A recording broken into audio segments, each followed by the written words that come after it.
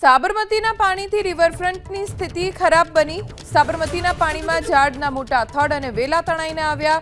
રિવરફ્રન્ટની રેલિંગમાં મોટા વેલા ફસાઈ ગયા। પ્રશાસનની ટીમે વહેલી સવારથી કામગીરી શરૂ કરી છે। બાવળ અને વેલા હટાવવાની કામગીરી પૂરજોશમાં કોર્પોરેશન તરફથી શરૂ કરી દેવામાં આવી છે।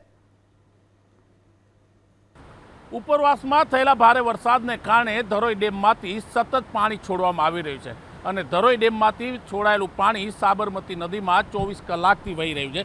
તમે જોઈ રહ્યા છો કે અત્યારે પણ પાણીનો ફ્લો સતત ચાલુ છે। કહેવાય છે કે બીજું લગભગ 64,000 ક્યુસેકની આસપાસનું પાણી છોડવામાં આવ્યું છે, જે સાંજ સુધીમાં અમદાવાદની સાબરમતી નદીમાં આવશે, એટલે કે વધશે।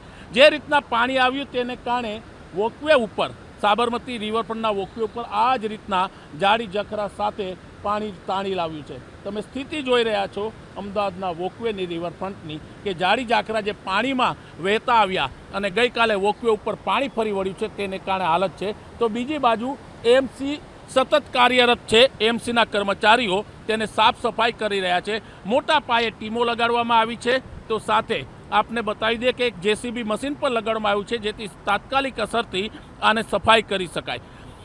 સાબરમતી રિવરફ્રન્ટ આજે પણ બંધ રાખવામાં આવ્યો છે। સલામતીના ભાગરૂપે બની શકે આવતીકાલે પણ બંધ રાખવામાં આવશે, કારણ કે પાણી રાત્રે આવશે। અધિકારીઓ પહોંચ્યા છે, બીજી બાજુ જેસીબી મશીન પહોંચ્યું છે અને આખા વોકવેને સાફ કરવા માટેની પ્રક્રિયા ચાલી રહી છે। સાબરમતી રિવરફ્રન્ટ બન્યા બાદ જે સ્થિતિ બની છે તે પ્રમાણે તેને સાફ સફાઈ કરવા માટેની પ્રક્રિયા ચાલુ છે, એટલે કે આધુનિક મશીનરી સાથે અને સફાઈ કર્મીઓ સાથે આ વોકવેને નેટ એન્ડ ક્લીન કરવાનો પ્રયત્ન ચાલી રહ્યો છે।